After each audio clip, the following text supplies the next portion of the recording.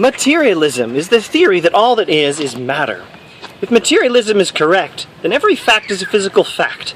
Every truth is a true description of the physical world. Ultimately, every truth is an accurate description of matter and energy, or of some arrangement of matter and energy, or of the properties of some little bit or some little region of matter and energy.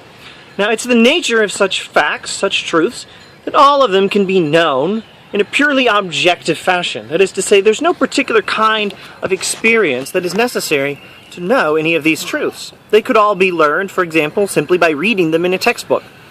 Well, Thomas Nagel, in his article, What Is It Like to Be a Bat, from 1974, argues that there are truths that cannot be learned in this way. Truths about what it is like to be a certain kind of thing. And they are truths, and they are like that. You cannot learn them without having the relevant kind of experiences. He uses the superb example of what it is like to be a bat. And he says we have no idea what it's like to be a bat because we do not have the same kind of perception as bats do. Bats have this power of perception by echolocation, something like seeing by hearing. But it's not like that at all. We have no idea what it's like because we just don't have that kind of perception. We don't have the ability to have that experience, and so we don't know what it's like to have that experience. And so there are truths about what it is like to be a bat that cannot be learned by reading them in a textbook.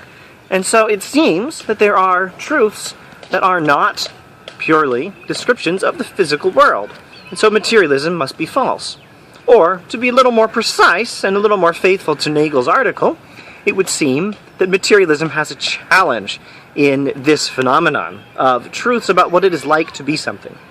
Nagel does not actually argue that materialism is false in this article.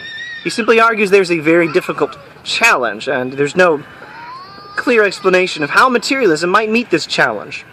Now later, Nagel does go a bit further, if I understand the situation correctly. In his more recent book, Mind and Cosmos, Nagel argues, and now I will paraphrase the subtitle of the book, he argues that the materialistic neo-Darwinian conception of reality is almost certainly false. And his article, What Is It Like to Be a Bat, is one of the most influential, one of the most interesting, and one of the most cited, and I think one of the most insightful articles in contemporary philosophy.